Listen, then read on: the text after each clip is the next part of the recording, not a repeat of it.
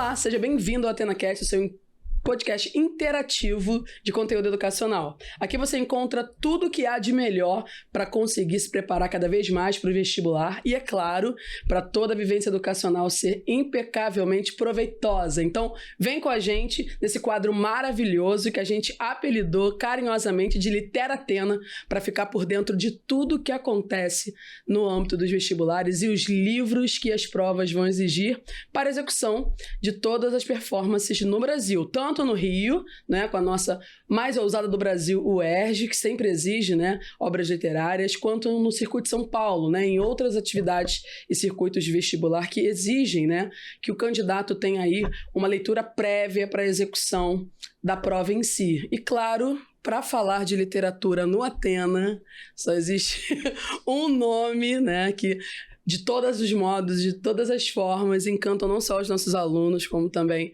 todas as pessoas ao redor, com essa maravilhosa capacidade de interagir com a literatura de uma maneira tão técnica, mas absurdamente, ao meu ver, e é um elogio já a esse candidato, né, esse convidado maravilhoso, né?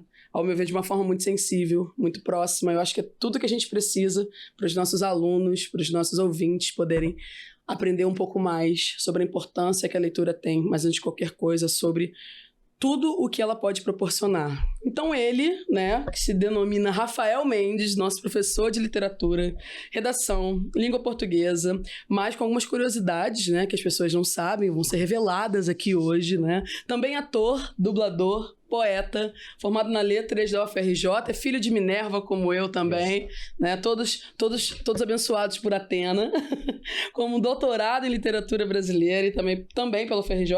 Já deu aula em todos os segmentos, né? Foi ensino fundamental, ensino médio, superior e, obviamente, por toda essa carga de experiência, está aqui com a gente no Atena, preparando os nossos alunos da melhor forma possível na vivência acadêmica deles. Hoje, o nosso Literatena tem uma proposta, obviamente, muito importante, que é trazer a obra, né, que vai ser atribuída ao primeiro EQ da UERJ. Para quem não sabe o que é o EQ, o Exame de Qualificação, é a primeira prova do ano que a UERJ desempenha com os alunos para avaliar os alunos na primeira fase. Essa prova é composta por 60 questões e dentro da área de linguagens, todas as questões se referem a uma obra literária. E essa obra literária escolhida, né, é um livro maravilhoso, sempre com uma temática que vai permear como fio condutor todas as etapas da prova. A gente vai discutir muito, né, a questão do gênero, a questão do posicionamento do gênero na sociedade esse ano na UERJ. A UERJ convida os alunos, dentro das obras que ela escolheu, tanto para o primeiro EQ, quanto para o segundo, quanto para a redação,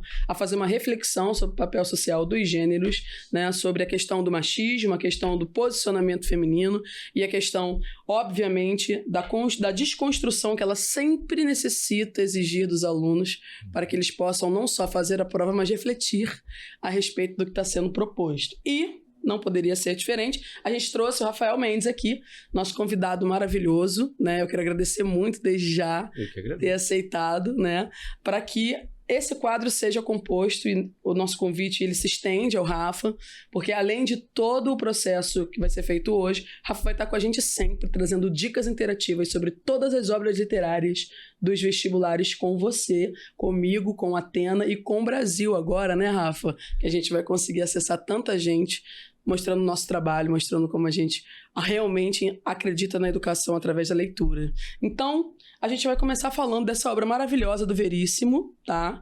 Que os alunos até então têm gostado, né? Há muita polêmica sobre os livros da UERJ, porque às vezes a leitura não compende, né, a vocabularização atual, às vezes a leitura exige um pouco mais do aluno no sentido vocabulário, às vezes não. E essa obra ali já chega com um tema, né, com um título muito polêmico, os alunos já ficam curiosos para ouvir. Para quem não sabe qual é a obra, eu vou mostrar para vocês. As Mentiras que os Homens Contam, do Veríssimo, ok?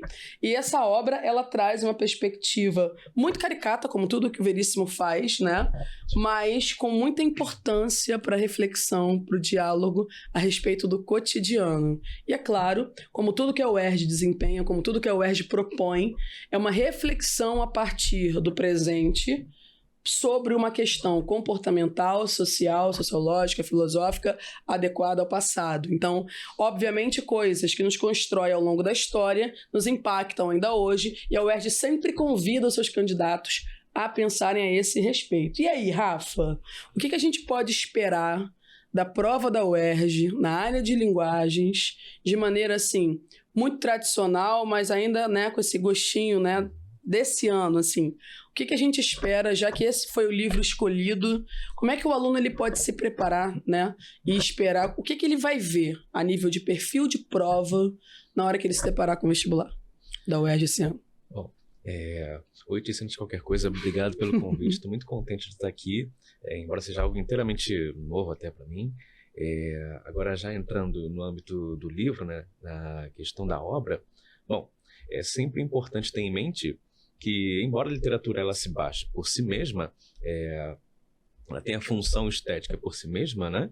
Aqui a gente está diante de um contexto em que o livro tem uma função outra, né? Esse livro ele vai ser abordado em uma prova. Então, o leitor desse livro, o candidato do vestibular da UERJ 2025, ele não pode ter uma leitura ingênua ou uma leitura meramente de entretenimento. E, via de regra, é a leitura que a gente pode fazer. Uhum. Agora, nesse caso aqui, o leitor tem que ser um leitor atento e não ingênuo, nesse sentido de já ler esse livro pensando, prevendo as possíveis discussões, interações, né, no contexto de avaliação que essa prova propõe. Ou seja, você já vai ler esse livro observando, inclusive, que aspectos de conteúdo que tem que caminhar lado a lado com esse estudo da obra, né? Os estudos de conteúdo que podem vir a ser aviltados aqui. Então, pensar, por exemplo, principalmente, né? Um tópico de conteúdo que é amplamente recorrente nas provas da UERJ, quando a gente fala de figuras de linguagem. Uhum. Né? Então, quando eu pego um livro desse para preparar um simulado, a gente faz isso com frequência, né? Sim. As minhas questões, basta ver que pesam bastante nesse âmbito, nesse sentido. E quando a gente fala de figuras de linguagem, muitos alunos que entendem isso como um conteúdo simples, fácil, é fácil até certo ponto. Você identificou que existe ali uma metáfora, que existe ali um paradoxo, perfeito. Mas não é só isso que constitui o estudo literário ou o estudo, né, para uma prova, ou a própria interpretação textual. Uhum. Uma figura de linguagem é uma ferramenta, né? É uma ferramenta de leitura antes de tudo. Então, até as próprias aulas, o próprio estudo, é um convite a você se aprofundar na própria leitura. Pensar nisso, estou falando disso no contexto de prova, mas na verdade dá para a gente carregar isso para o cotidiano, né? Para as nossas leituras habituais, para as nossas leituras que vão para além desse contexto de prova, né? Pensar esses elementos que a gente traz do nosso estudo formal, da nossa escola, ou no caso dos nossos alunos do curso, pensar esses elementos de conteúdo não só como elemento de estudo para aquele contexto, mas também como ferramentas de leitura. Né? Porque aí, se você simplesmente identifica uma figura de linguagem, você está no primeiro nível de leitura, de interpretação. E mais a fundo nisso é o quê? É entender como é que as metáforas constroem aquele texto. Identificar um paradoxo é só um primeiro nível de leitura. Ir mais a fundo nisso, e é isso que, na verdade, a prova costuma abordar, exigir, né? A depender do nível de dificuldade das questões, que também variam, procurar entender como aquele paradoxo colabora para a construção dos sentidos do texto. Por que existe um paradoxo ali? Não é simplesmente existe ou não, mas por que existe, certo? E o Veríssimo, ele tem um estilo muito fluente. Sim, verdade. Né? Eu gosto. Você curte também? De certo. Para mim, sempre foi um tipo de leitura... como é que posso dizer? Leitura conforto. Uhum. Sabe? Aquela uma coisinha leve. Um Veríssimo. Uhum. Ou então, prova assim, já dando os meus macetes de sala de aula, né? vou preparar uma prova, primeira prova do ano, procura um texto de mais fácil leitura, de mais fácil acesso aos sentidos, vamos no Veríssimo. Agora, não quer dizer que um texto aparentemente simples é superficial, né? Era isso que eu ia te perguntar agora, né?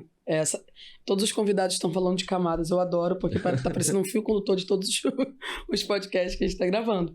E quando eu falo de perfil de prova, quando o aluno se depara, né, principalmente os que vão fazer o vestibular pela primeira vez com a UERJ, há sempre um susto no formato da prova de linguagens, porque ou se espera o tradicionalismo da cobrança do conteúdo pelo conteúdo, ou uma prova unicamente interpretativa, onde a correlação da inferência, né, do candidato na resposta é o primordial. E a UERJ ela não vai, não é, por nenhum dos dois lados. Ela gera um equilíbrio entre os conceitos de função da linguagem, entre as ferramentas e mecanismos de leitura, entre os conceitos de paráfrase, paródia, intertextualidade. Ela tá, óbvio, vai flertar totalmente com as figuras de linguagem, mas numa expectativa que esse candidato, pelo menos é a nossa percepção, e nesse podcast a gente vai ter uma interação muito maravilhosa, porque a gente é da mesma área, então a gente gosta de falar disso.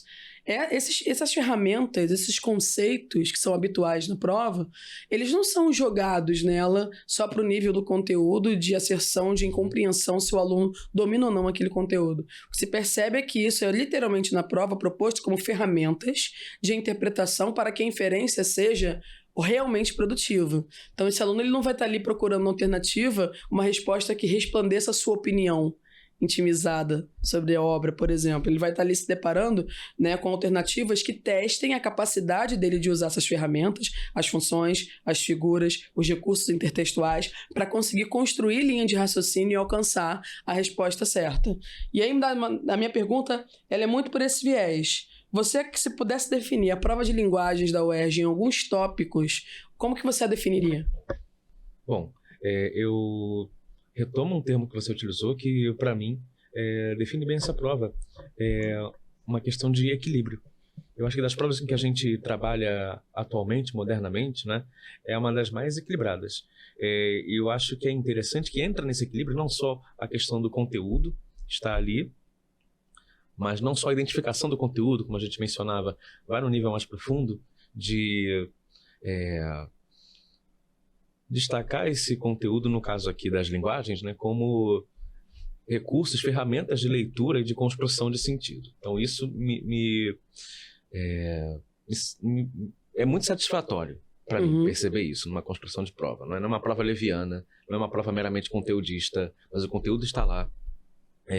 Mas também não é uma prova que se você não se preparar, se você consegue fazer de qualquer maneira, como alguns alunos equivocadamente, né?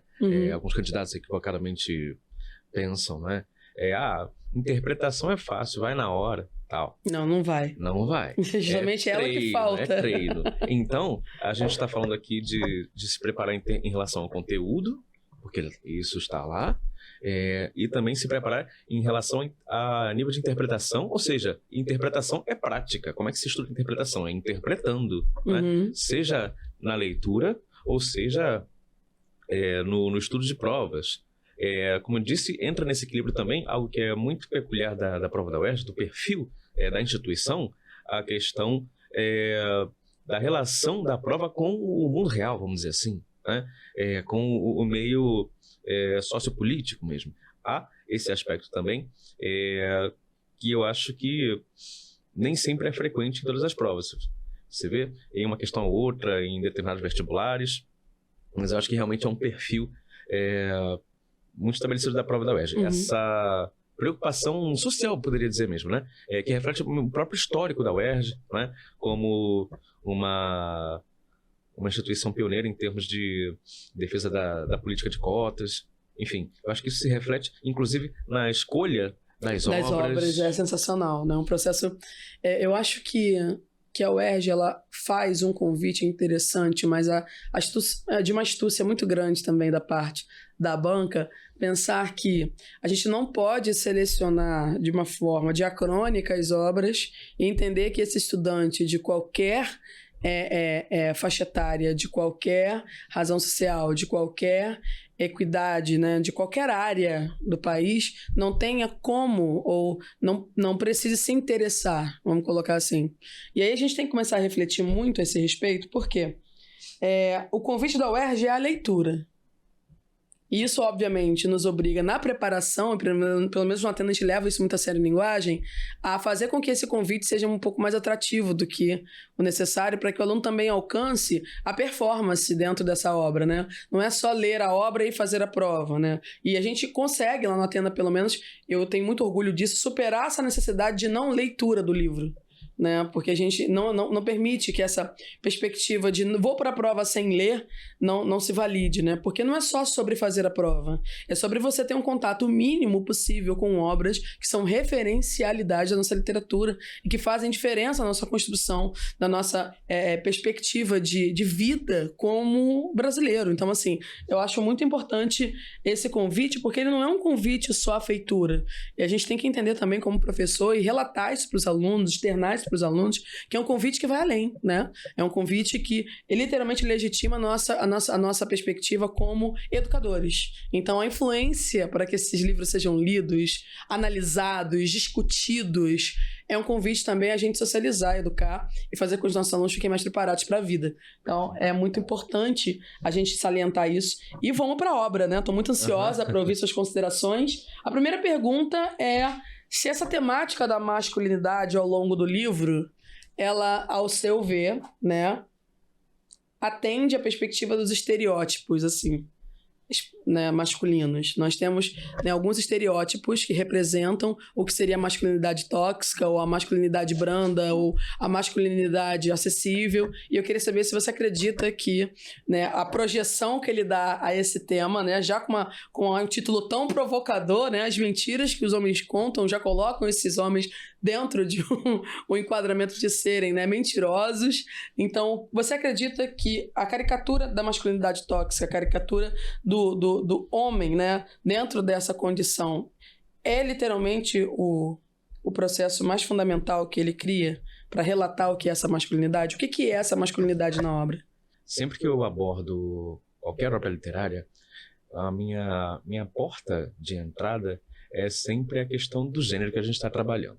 Aí, não consigo deixar de mencionar que a gente tem um livro de crônicas. E sempre me intrigou o uso do termo crônicas pelo Veríssimo, nas obras dele em geral. Porque são textos, em geral, voltados para o humor, textos leves, que, enfim, atendem ao padrão do gênero crônica, mas são geralmente crônicas visivelmente ficcionais.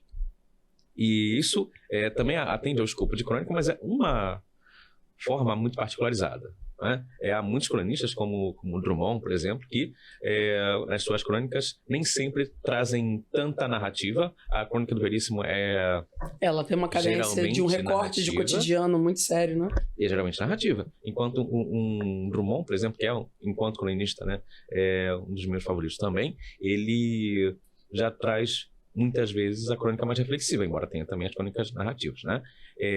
Aqui, nessas crônicas que são narrativas, né, que são ficcionais, isso sempre me intrigou, porque as crônicas do Veríssimo poderiam muito bem ser chamadas de contos. São crônicas que basicamente são contos. Há uma pluralidade entre os gêneros ali, né? Ele brinca com os dois.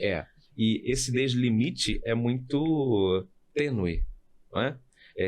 Porque embora ele esteja trazendo pra gente textos ficcionais, ele traz textos muito verossímeis. Essa palavra dá para fazer um podcast só sobre ela e o recorte da UERJ, né? Eles veem muito, entendem pouco e você pode se aprofundar nela. Então, quando você me pergunta acerca da masculinidade nesse livro, estou chegando lá, a gente percebe que por mais que haja aqui uma caricatura, é uma caricatura, algo de que a gente ri e, como é o padrão também de uma paródia, né, de algo caricatural, do texto humorístico, a gente ri muitas vezes pela identificação, pela percepção de que aquilo ali, nossa, super já aconteceu comigo, ou poderia ter acontecido comigo, ou já aconteceu com alguém que eu conheço, certo? E cai numa questão justamente pela verossemelhança, que é uma palavra que eu amo, tatuaria, inclusive, acho que é uma das maiores perspectivas de crescimento que eu tive. Quando a gente entra no curso de letras, a gente não sabe a importância que essa palavra tem para a compreensão do que a gente vai aprender, né? Eu me recordo que eu tive um professor de teoria literária que ele disse que você aprende literatura numa performance de espelho. E ele começa, né, todo o curso com essa frase. Aí você fala, olha, mas espelho... Nem sempre eu vou me identificar com um personagem. Mas não é sobre essa identificação imediata.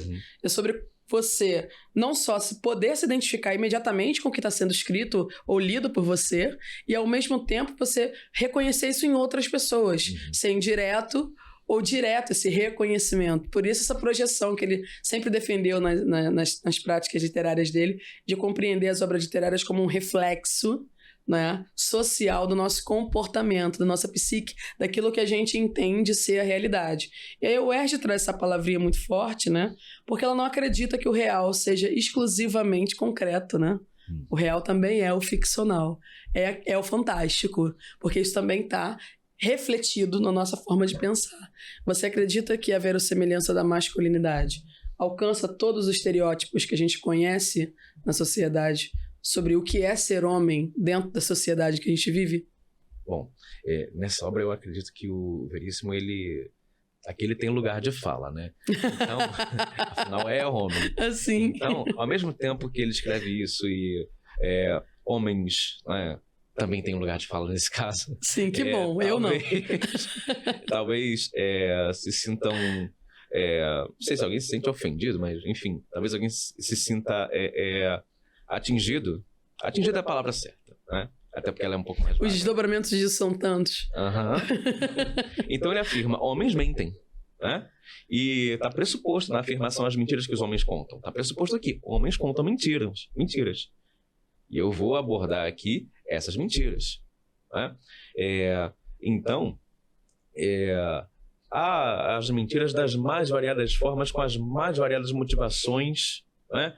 Às vezes... O homem mentiroso aqui, embora às vezes sobre para a mulher. Tem uma... Sim, tem. Que, inclusive, a mulher é a mentirosa. A mulher é mentirosa, porque há um desdobramento desse machismo estrutural como um espelho, né, num reflexo dessa mulher que se condicionou a não lutar contra, né? Ela aprendeu a sobreviver nesse sistema e ela até o defende, né? De maneira... Eu achei fundamental ter uma asinha ali refletindo... refletindo o que ela obviamente sofreu de opressão. Mas me diga, esse estereótipo então para você é abordado? Esse estereótipo do homem tóxico, mentiroso, dessa masculinidade manipulativa, o que você acredita? Apesar de todo o humor, apesar de toda a leveza, isso é alcançado? De várias formas e em muitos sentidos. Há muitas situações há muitas camadas. Há muitas camadas e há muitas situações em que, como eu falei, se desdobra, se reflete essa verossemelhança, em que o nosso cotidiano está aqui. Perdão, agora foi.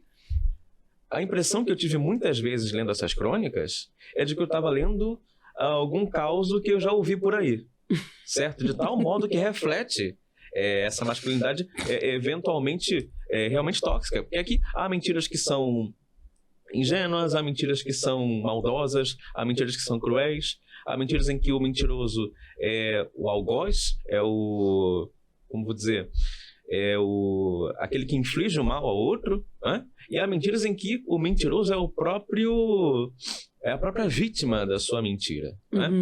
Então há muitas circunstâncias aqui em que, de fato, o homem é o manipulador, o homem é o traidor. Há obviamente muitas crônicas acerca da infidelidade. Sim, claro. Não poderia faltar. Quando ele enfoca a questão da mentira no gênero, né, está pressuposto a sua contraparte, né? Se ele vai falar das mentiras que os homens contam, ele fez... Isso já é um ponto interessante para se pensar em termos de prova, como eu te falei. O candidato da UERJ não pode ter uma leitura ingênua. Ele precisa ir ao longo dessa leitura imaginando, prevendo, elaborando o que pode ser, o que pode se tornar, se desdobrar em questão de prova. Eu digo que questão não é nem no sentido de questão que você realiza ali na prova, mas questão em termos de discussão. O que pode se tornar uma discussão nessa prova, por exemplo, aqui, se eu falo de se eu fiz esse recorte de gênero, né?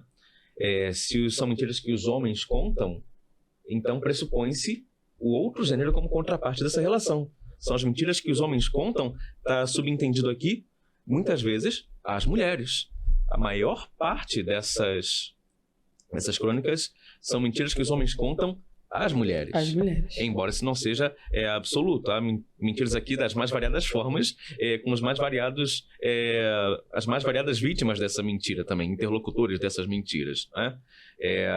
Eu acho que ele faz uma verdadeira... Como é que eu posso dizer? Uma abordagem quase absoluta.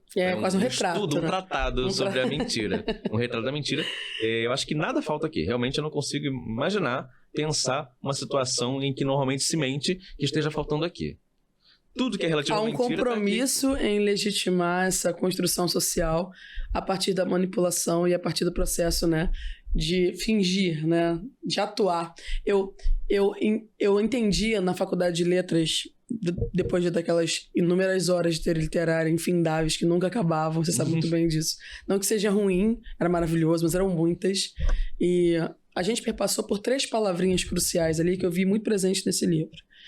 Primeiro, a nossa capacidade de, como indivíduo social, precisar performar, atuar dentro de alguns padrões pré-estabelecidos, tanto para aceitação, quanto para convivência, quanto para sobrevivência, né? Então, a justificativa para tantas mentiras, Rafael, antes da gente entrar nelas, você acha e acredita que, a partir da leitura do livro, claro, que ele se dedica a explicar tantas mentiras que os homens contam, né? De formas tão diversas, numa forma também, não só de ironizar a questão dessa caricatura mentirosa, trazer esse humor, né, que alfabetiza, vamos colocar assim, né? Porque pelo humor e pela leveza, pela autorreflexão ali de compreensão imediata, o pessoal fala, eu já ouvi falar disso, eu já vi isso, eu já fiz isso. Então, você acha que tanto por essa prática do humor, da verossimilhança estabelecida, da leveza, da retratação de tantos episódios, né, que ele se comprometeu a fazer, há um processo também de alcançar uma justificativa? Olha, eu acredito que, sobretudo, um livro que se chama As Mentiras que os Homens Contam, escrito por um homem, para além de tudo, uma autocrítica. É um reconhecimento aqui da coisa. E ele faz uma coisa muito perspicaz, que é justamente nisso de construir crônicas majoritariamente ficcionais, né? Ao mesmo tempo que ele apresenta tudo isso narrando a história de um outro, desses vários outros, né? Ele até se esconde no meio desses outros, né? Ali, em alguns momentos, pode ser que o Veríssimo esteja falando dele mesmo, de mentiras que ele já contou, situações esse espelhamento, que ele já vivenciou, né? Vai acontecer. Isso, aí fica abaixo de uma camada aí, né? De construção ficcional que a gente não tem acesso. Então, mais do que justificar, eu acho que é uma questão de reconhecer. Ele, na figura de homem, está reconhecendo, mentimos mesmo, tá? Mentimos mesmo, e pelos mais variados motivos, e são esses aqui. Então, acho que há várias formas aí, inclusive de autocrítica nessa justificativa, por assim dizer. Lendo a obra, eu senti uma coisa, como mulher, tá? É bom que esse embate vai render, vai sair todo mundo aqui com todas as expectativas sanadas sobre a feitura dessa prova de linguagens, nesse primeiro aqui. Como mulher, tá? É importantíssimo entender que a leitura é um pouco diferente, né? Porque a gente não vai para o lugar de compreender as justificativas. A gente vai para o lugar de pontuar, tá vendo? Aqui, ó. Mente sim. Nossa, exatamente assim. Nossa, como é que eles podem? Né? Então, há toda essa reflexão também de compreender que a normalidade com que os homens encaram todas essas mentiras não é, né, entendida, né, da mesma forma para a vítima. Né, para a pessoa que é manipulada, para quem está convivendo com essa mentira. E é interessante porque me parece um lugar também de fragilidade.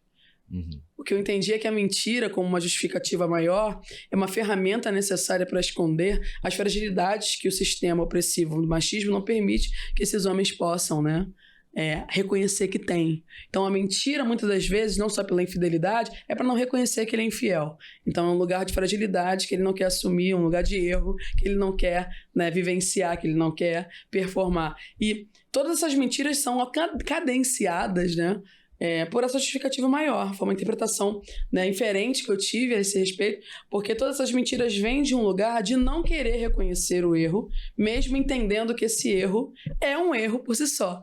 Então, tinha muito disso, né, nas mentiras construídas, a gente vai falar delas agora, vamos citar algumas, todas elas vão levar, né, para esse lugar de, olha, reconheço sim, estou escrevendo um livro a esse respeito, inclusive, entendo, mas para nós há uma necessidade, mesmo que imposta, ou para muitos, mesmo que não reconhecida, de mentir para esconder as necessidades que nós também temos, de não precisar violar as performances que nós somos obrigados a também atender, né?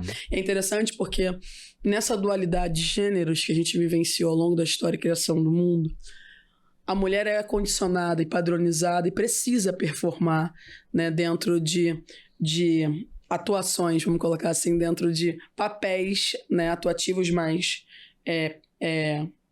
pré-estabelecidos. O homem também. E a gente esquece um pouco disso, né? Porque ele tem que ser o provedor. É dele que tem que vir, né, as orientações, os direcionamentos. O machismo, ele estabelece que alguém manda e alguém obedece.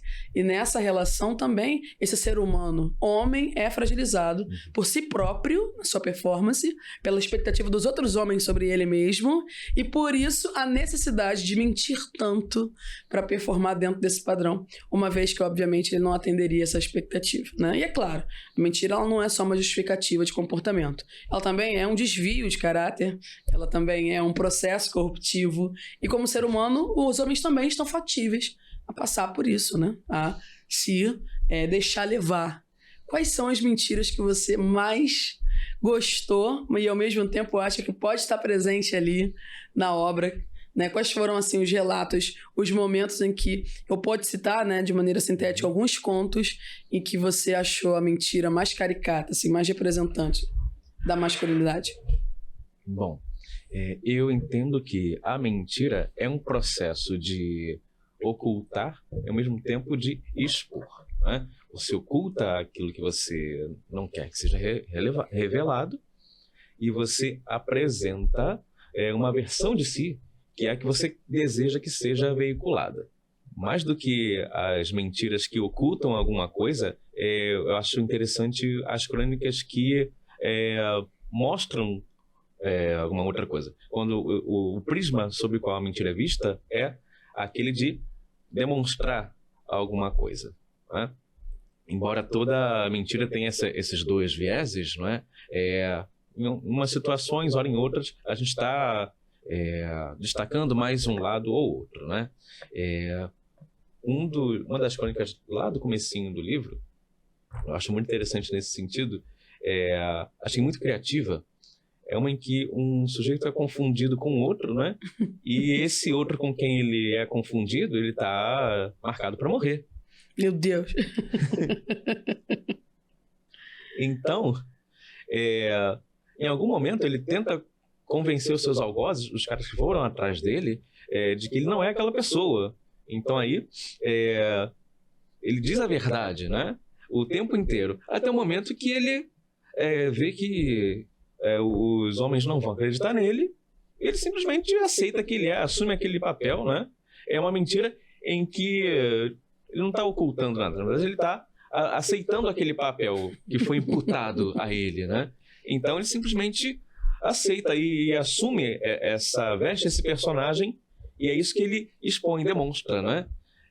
Então isso eu achei extremamente interessante. E é interessante porque ele para sair de uma situação delicada, utiliza a mentira para performar e atuar como o outro, né? Para poder justificar ali, mais uma vez, a necessidade de se dar bem, né? A necessidade de sair da situação. Uma situação extremamente delicada, mas ser confundido com alguém tá marcado para morrer. Tem algum outro conto, barra crônica, vamos colocar assim, né? Vamos chamar assim. A UERJ gosta muito, né? Ano passado a gente discutiu também as obras lá no curso e era bem perceptível essa necessidade de pluralizar os gêneros e de quebrar esses padrões. Ela sempre escolhe livros onde os autores demonstram capacidade tênue de mesclar mais de um gênero dentro da construção da obra. Eu acho isso genuíno.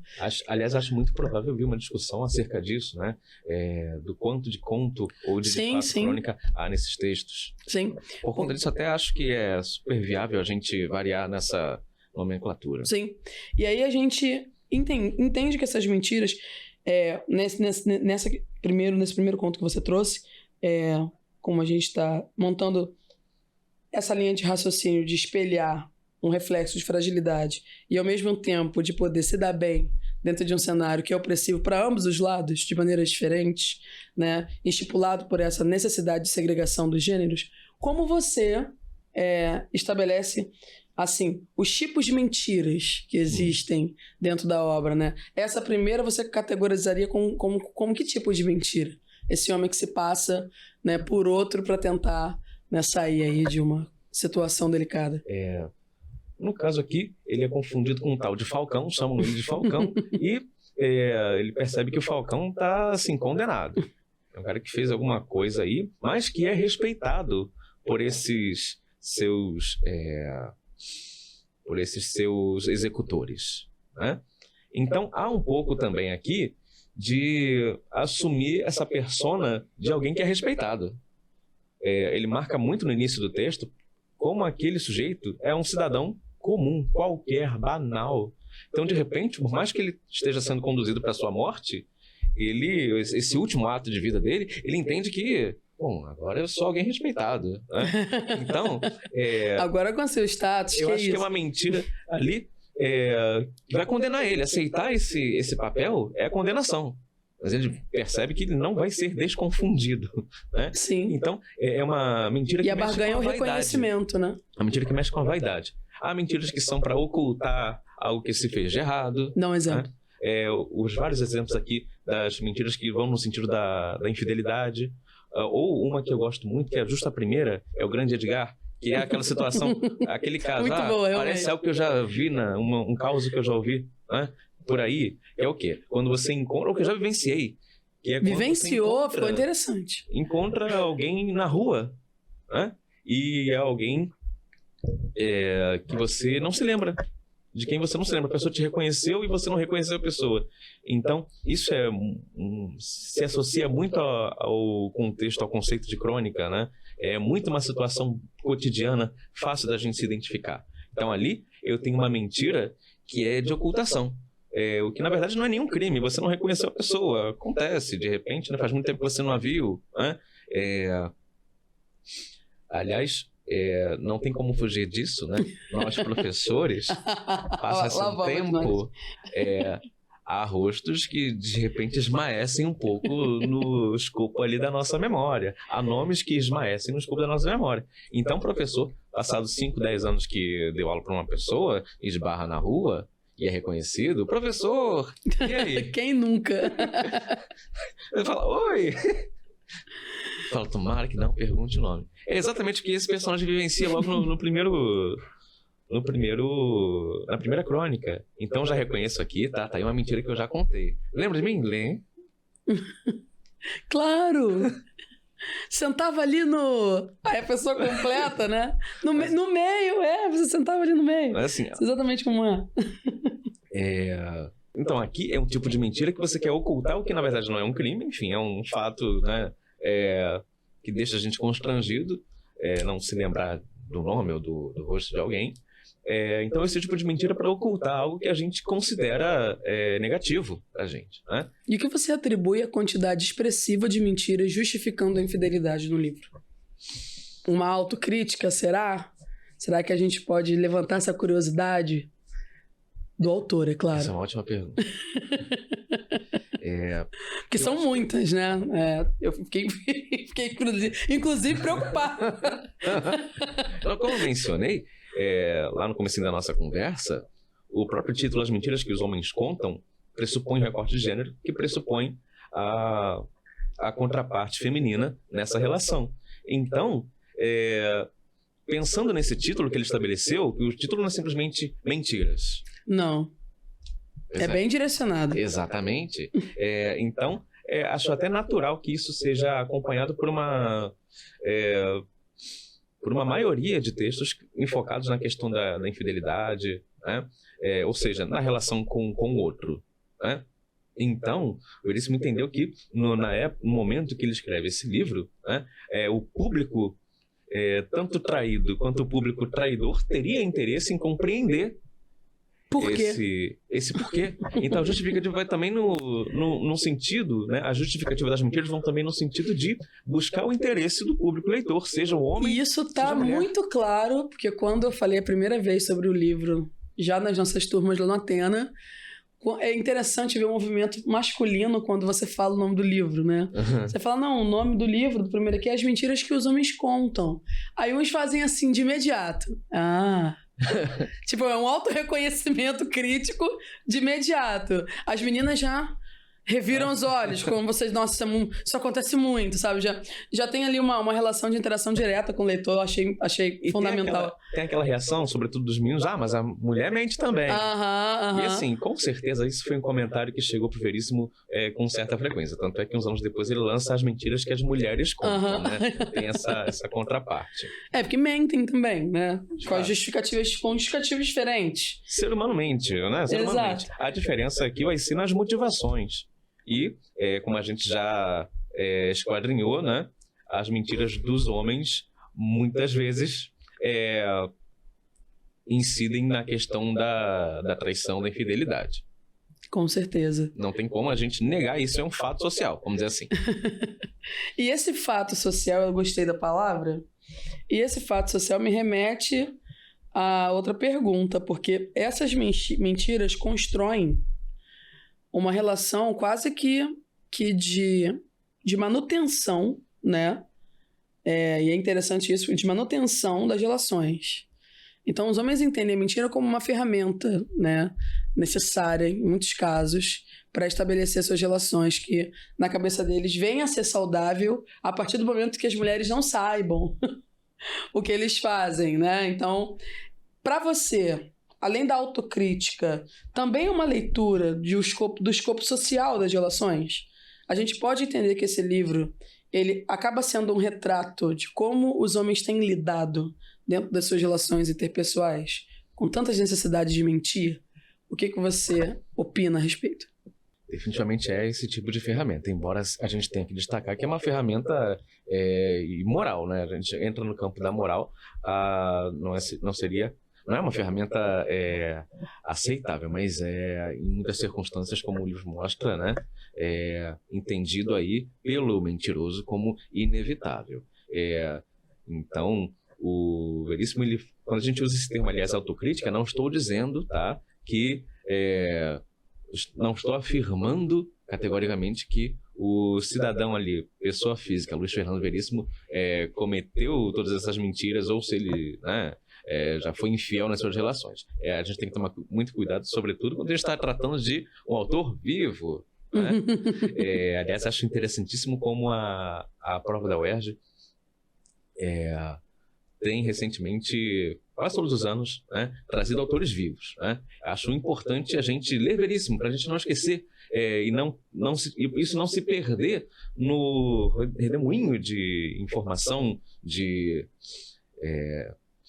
elementos culturais que nos rodeiam, né? Então, a gente fala aqui em autocrítica sobre o gênero masculino. Ele reconhece que ele, como parte do gênero, né, vai ser o porta-voz de tudo isso que é uma ferramenta naturalizada. Tanto é naturalizada que a gente reconhece isso com facilidade. Uhum. Ninguém abre esse livro aqui em qualquer crônica que seja, né? Salvo uma outra mais fantasiosa, e pensa, nossa, isso aqui ele viajou, isso aqui não existe, ninguém faz isso, as pessoas fazem isso. E a gente pode entender isso, né? Essa relação do homem com a sua masculinidade e com essa necessidade de, muitas vezes, esconder através da mentira, né, as suas fragilidades sociais. Uma forma, né, dessa manutenção dessas relações, né, seja de amor, amizade, família, trabalho. Você acha que, ou acredita que há alguma mensagem moral ou lição a ser aprendida com essas experiências apresentadas para além do fato de que a mentira existe, óbvio, para além do fato que os homens mentem, né? Fica claro e pressuposto desde o início, com o título, mas para além disso, você acha que há outras lições sobre as relações que os homens estabelecem com mulheres, com seus amigos, com seus familiares, com a vida, a serem aprendidas através dessa ótica que ele estabelece no livro? Há outras coisas a serem acrescidas além da questão da mentira? Bom, quando a gente fala de uma lição de moral, não estou dizendo aqui de uma lição moralizante, mas do campo, do âmbito da moralidade. Uhum. Então, nesse sentido, acho que a gente tem lições aqui que eu resumiria em uma frase, certo? Acho que todo esse discurso de mais de 100 páginas aqui do Veríssimo, ao longo dessas várias crônicas, se resume em dizer: os homens mentem e, em algumas circunstâncias, são mentiras que são necessárias para o cotidiano funcionar como ferramenta, e, em outras circunstâncias, a mentira, ela, como diz o imaginário popular, né, o dito popular, tem perna curta, não se sustenta e vai significar a sua derrocada, seu fracasso. Então, a lição é essa. Às vezes, há mentiras que são necessárias no cotidiano. E há mentiras que realmente não deveriam ser contadas e que não valem a pena. As morais das histórias, vamos colocar assim, né?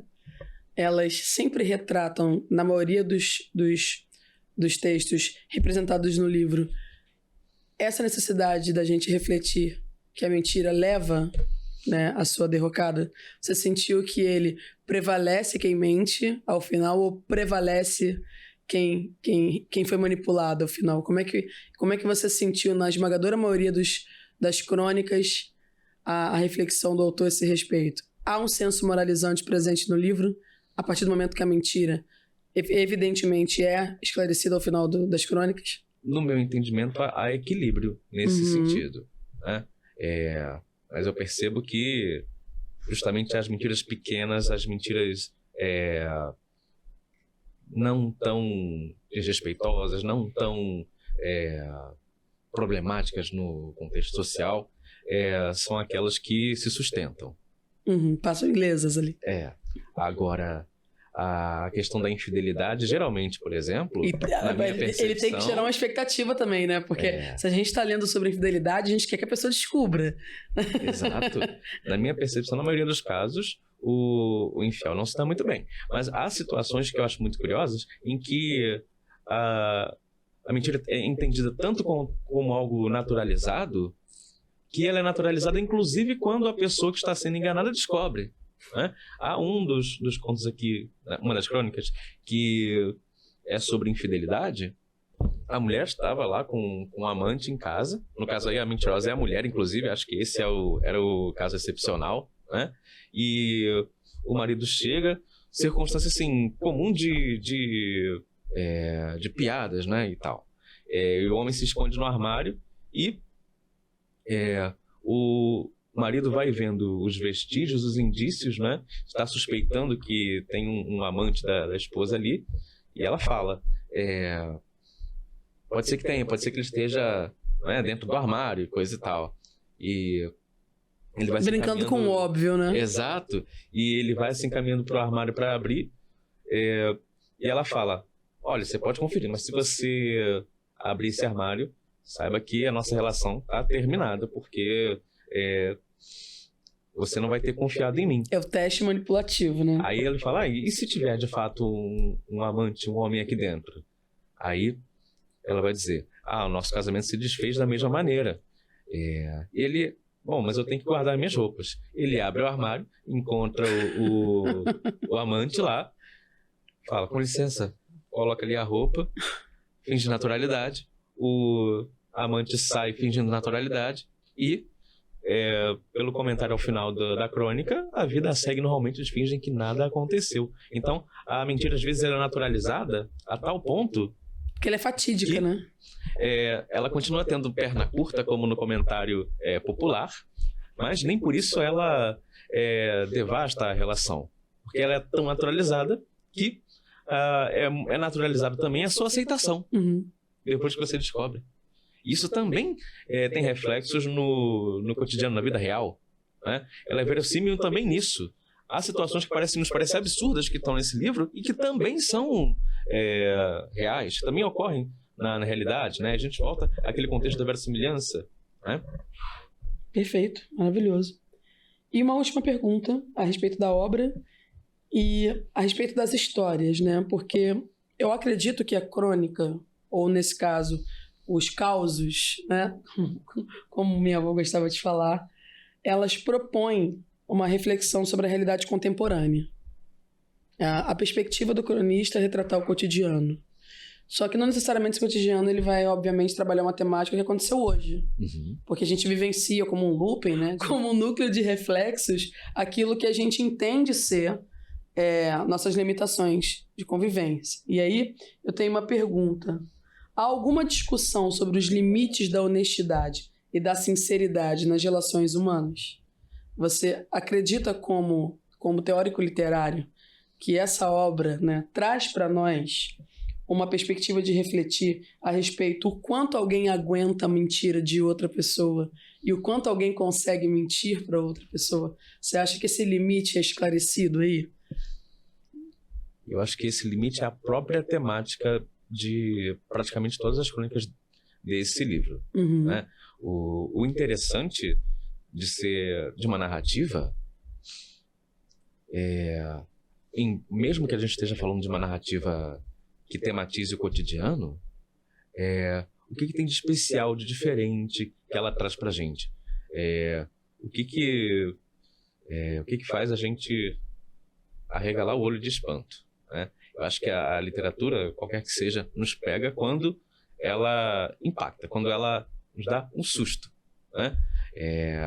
Fazendo parênteses aqui, o Goulart dizia que ele, né, o poeta Ferreira Goulart, poeta cronista também, inclusive, dizia que ele continuaria escrevendo enquanto ele ainda tivesse a capacidade de se espantar.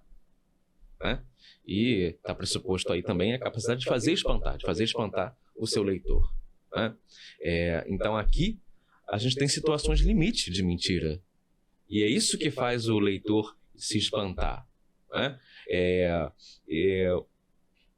A habilidade linguística e literária aqui do Veríssimo, ela está despontando justamente porque ele sabe selecionar e construir situações em que o seu personagem está numa situação limite. Entendi. Essa situação limite que é interessante pro leitor.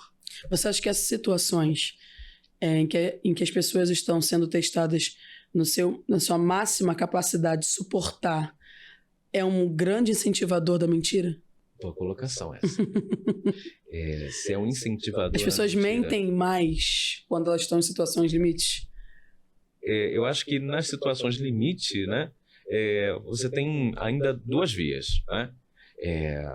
Isso é uma coisa que ele tematiza, é um comentário que ele faz, inclusive, né, de maneira reflexiva, já naquela primeira crônica lá do grande Edgar, né, de alguém que te reconhece na rua e você não sabe se vai fingir que reconheceu ou abrir a verdade. Isso é uma situação limite já. Uhum. A primeira crônica já mostra uma situação limite como essa. Perfeito. E o humor, ele puxa também disso. Né? Que é uma situação super banal. Né? Ninguém vai morrer, nada de grave vai acontecer se você disser, poxa, sinto muito, não lembro de você. Mas ele constrói de uma maneira que aquilo ali parece um grande drama. Né? Então, aquele personagem naquela situação banal... E para ironia, o exagero não podia faltar, né? Exato, tem que ter esse exagero. A pessoa está sentindo que ela está numa situação... nessa situação limite. Vivendo um drama absurdo. Né? E nessa situação, o que é interessante é que há personagens dele aqui que descambam ou para bancar a mentira ou para abrir o jogo. Né? Dizer a verdade, não aguento mais. Né? Então, não acho que seja um incentivador, né? Justamente porque eu vejo muito equilíbrio nesse livro no sentido de apresentar as consequências. Apresentar as consequências é que, na verdade, pode nos motivar a fazer alguma coisa ou não. Né? Ele mostra todas as consequências, todas as possibilidades estão aqui colocadas. Né? Então, por isso não estabeleceria que é uma um incentivador, né? O bom cronista, eu acho que ele tem essa qualidade, que é de ser um bom comentarista daquilo que acontece, né? E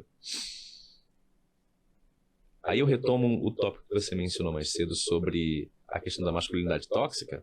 Ele é um tópico que acontece, é um fato, né? E sobretudo se você pensar a época que ele escreve, a gente está aí 2000, final dos anos 90, né?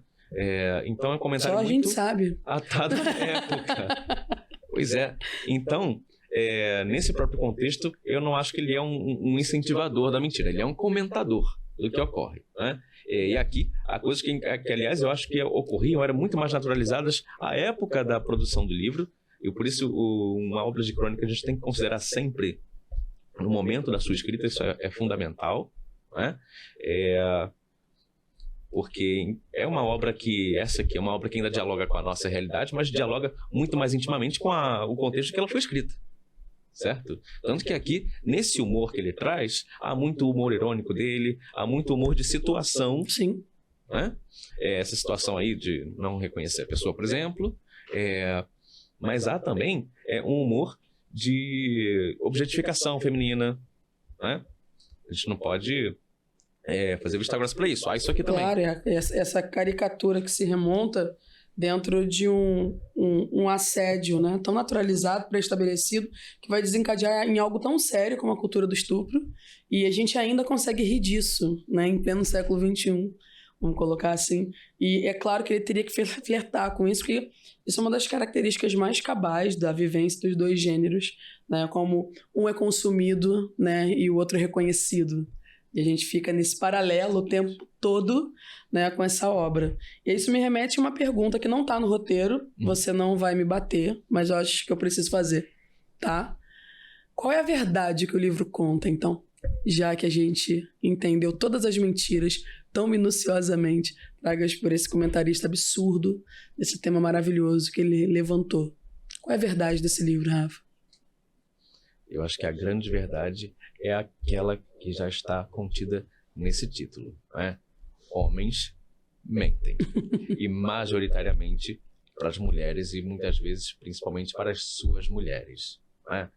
Isso é um fato que a gente não consegue. A grande verdade, né, é que a mentira é o fato, certo? E você usou um pronome possessivo, professor de gramática, eu vou pegar esse gancho, tá? Suas mulheres. E esse partido de pressuposto já é extremamente, né, prerrogativo de uma objetificação que o homem faz a partir dessa posse, né? Então ele pode mentir, né? Porque é dele. Então parte de um pressuposto que também há uma liberdade dele fazer o que ele quiser dentro desse cenário de relação, né? Embasado pelo poder. De um poder e outro não, né? Então eu acho que é bem por aí. E a UERJ adora pegar, né, essas palavras sintagmais, como os pronomes possessivos, os pronomes relativos, e gerar relação, né, de contexto dentro das questões. Eu não podia deixar passar porque é muito influente na prova e também é uma expectativa nossa que haja questões, né, que montem essa relação de poder estabelecida pelos conceitos, né, das classes gramaticais, que ela gosta tanto de mostrar. Eu estava até fazendo um estudo do livro essa semana, relatando como o próprio Veríssimo utiliza os pronomes possessivos, e até te convido a dar uma olhadinha nisso também, que é maravilhoso, como ele utiliza os pronomes possessivos para poder, né, trazer ali essa noção de que o homem mente porque ele acredita que pode. E essa recorrência de mentira é um lugar de liberdade, né? É quase uma verdade que eles podem, então eles mentem justamente por esse motivo. Eu queria te agradecer. Foi maravilhoso, como tudo aquilo que você se propõe a fazer aqui com a gente gostou muito. E agora vem um momento muito interessante para todos os nossos convidados, tá? E eu tenho recebido respostas muito curiosas, vamos ver quais serão as suas. É o nosso Quiz Atena, tá? E a gente vai agora, né, te tornar cada vez mais ateniano com as perguntas. Vamos ver se você, obviamente, vai me surpreender com as respostas, tá? Pode beber uma água, isso, se prepara que vai ser o nosso Quiz Atenas. Bom, o papo é reto e eu vou incluir 2 ou 3 perguntas aqui que me ocorreu, porque eu fiquei muito curiosa. Porque como é o seu lugar de fala, já que você é homem, eu vou perguntar, tá bom? Qual é a sua maior inspiração ou influência na área que você atua? Eu vou começar levinha. Estou entendendo enquanto professor. Isso. Aí eu preciso citar um dos meus mestres da UFRJ, que é o professor Antônio Carlos Sequim, que foi meu professor brinde a ele. de poesia. Um brinde a ele, não há igual. Um bebê. Foi bem assertivo. Então, você vê que é uma resposta que eu dou assim, imediata. Ótimo. Segunda embora pergunta. não seja a única, né? Com certeza não. Ainda mais quando a gente faz literatura. Se você pudesse voltar no tempo e dar um conselho a si próprio, qual seria, Rafa? Voltar no tempo e dar um conselho a mim mesmo? Uhum. Gente... Tá ficando bom, né? Tá ficando difícil. Guarde dinheiro. Todo professor deveria falar isso, sem dúvida. Assim, mas de maneira mais ampla, eu acho que o nosso público é sobretudo jovens e candidatos, né, aos vestibulares. Acho que hoje a gente tem mais essa noção. Eu, na minha juventude, não tinha. Acho que a nossa geração não tinha. De pensar um pouco para o futuro. Seja no sentido do investimento ou de, enfim, ter uma reserva de valores e tal. Mas, enfim, tem um plano. Um plano. Tem um plano. De maneira mais ampla, eu diria, tem um plano de vida. Se você não estivesse fazendo o que você faz hoje, qual outra carreira você gostaria de desempenhar? Teatro. Nós temos um ator. Bom, eu sou ator de formação, eu tenho o meu registro de ator, né? Curiosidade sobre esse professor maravilhoso, gente. Há muito tempo que eu não trabalho na área, trabalhei pela última vez como ator em dublagem, né? E só eu me identifico como ainda hoje, mesmo não atuando mais há algum tempo nisso, como ator e dublador, porque se eu passar um tempo fora de sala de aula, por exemplo, eu também não vou dizer que eu deixei de ser professor. Claro. Né? Só não estaria atuando. Porque isso te compõe, né? Justo, e só não atuo mais nessas áreas porque, enfim, o tempo, né, do cotidiano não contempla, não permite. Perfeito. Rafa, vamos intimizar, tá? Se você pudesse ter um superpoder, qual seria? E olha que eu já ouvi cada coisa aqui esses dias. Surpreendente. Eu parava o tempo. Pararia o tempo. A gente teve uma convidada que gostaria de ouvir tudo que as pessoas falam.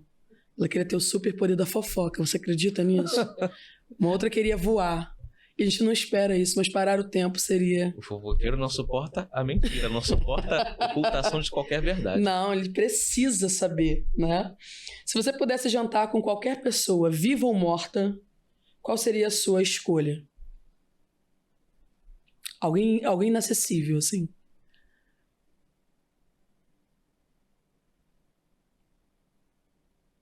Caramba. Curioso, né?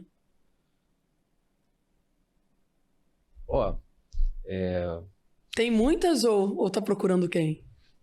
Porque é uma pergunta que nunca me ocorreu. Enfim. Que bom. Não sei se é a melhor resposta, mas vou te dizer a que me ocorreu, tá? Vai parecer clichê, porque eu sou um professor de literatura, mas eu gostaria de trocar uma ideia com a poeta Cecília Meirelles. Ia ser fantástico, fenomenal. Acho que muita gente gostaria, né? Eu gostaria de trocar uma ideia com um clichê, mas não teria como. Com o Machado, eu tenho tantas questões não resolvidas com ele. Eu tinha que ter uma conversa, assim, longuíssima. Mas vou te dizer, os nomes que passaram pela minha cabeça, né? Um deles, para te responder essa pergunta, foi ele. Mas eu pensei, não, Machado, não vou sustentar essa conversa. Não, eu duas certezas. Uma eu não ia comer, e a outra ele ia se estressar, porque ia ter uma cartilha, um questionário de coisas para perguntar. E uma pergunta que não tá no roteiro. O Rafael mente para as mulheres? Meu Deus. Acredito que... É autocrítico para você o livro, professor? O Rafael, sempre que possível, evita mentir, porque, enfim, geralmente quando isso acontece, dá-se muito mal. Então, Rafael tenta não mentir. Perfeito. Tentar é importante, né? É a premissa do conseguir, né? Muito obrigado, foi maravilhoso. Bom, tá aí uma verdade que eu te contei. Rafael mente muito pouco pra mim, isso eu tenho certeza. Fico feliz. Sim. Eu não vou estar nesses copos de mulheres, graças a Deus. Porque o Rafael fala muitas verdades. Gosto muito da relação com meu amigo Rafael. Foi um prazer, Rafa. Muito obrigada. A gente espera que vocês também tenham gostado desse papo. Tenham aproveitado ao máximo todas as dicas. E vai vir muito mais coisa por aí. Só uma coisa. Não quer que eu faça aquela leiturinha? Vamos fazer. Por favor. Então a gente encerra com a leitura de uma crônica? Exatamente. E antes do Rafa fazer essa leitura, não deixe de seguir a gente nos nossos canais interativos, tanto no nosso @AtenaVestibulares no Instagram, e também siga a gente no YouTube com o mesmo @. Tinha marcado um aqui. Vamos ouvir a voz desse dublador. Olha bem a que você escolheu, tá? Vai dizer muito sobre você. Eu tinha um comentário para fazer sobre um texto específico. Acho que eu vou pedir a equipe de mídia para fazer uma pesquisa sobre as mulheres que você mentiu. Deixa eu fazer esse levantamento, tá? Socorro. Quer dizer, que curiosa. Nada, acho que eu vou escrever um livro sobre. Pode procurar, não vai achar nenhuma. Posso te contar uma pequena mentira de professor? Pode. Às vezes, eu erro no somatório da pontuação das minhas provas. Meio pontinho. Meio pontinho pra mais ou pra menos? Pra mais. De propósito. Quando eu quero avaliar a índole do meu aluno. Porque eu sempre falo, faço a contagem. E aí, eu sempre observo se a pessoa vai me contar que veio a mais ou não. Que loucura. E depois, agora, se a pessoa não fala, o que você faz? Eu fico de olho, né? Ao longo do ano, esse aí, quando disser que só foi ao banheiro, quando disser que não fez o dever, sabe? É assim de um sinalzinho. Nada muito além disso. Agora, conto isso tranquilamente porque a pessoa nunca vai saber, porque às vezes eu erro mesmo. Então... Como bom professor de linguagem, você... Sou péssimo nas contas. Exatamente. Mas é uma premissa, né? Nem pode dizer que mentiu. É o óbvio. Bom, vamos lá? Eu escolhi a crônica Brincadeira. Eu acho ela bem dinâmica, acho bem divertida. É autocrítica? Hã? É autocrítica essa? Talvez. Talvez. Porque a temática da crônica aqui vem no âmbito da consequência da mentira. Né? Uma mentira por brincadeira, uma mentira ingênua, às vezes pode fazer um estrago que a gente nem imagina. Com certeza. Então, ela diz assim: começou como uma brincadeira.